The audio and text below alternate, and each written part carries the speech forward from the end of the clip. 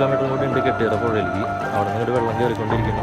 അപ്പോൾ ക്രമാതീതമായിട്ട് ഉയർന്നുകൊണ്ട് ഇപ്പോൾ ഏകദേശം അമ്പലത്തിലേക്ക് അമ്പലം അടച്ചിട്ട് കടകളൊക്കെ അടച്ച് വീടുകൾ കംപ്ലീറ്റ് ഒഴിപ്പിച്ചിട്ടുണ്ട്.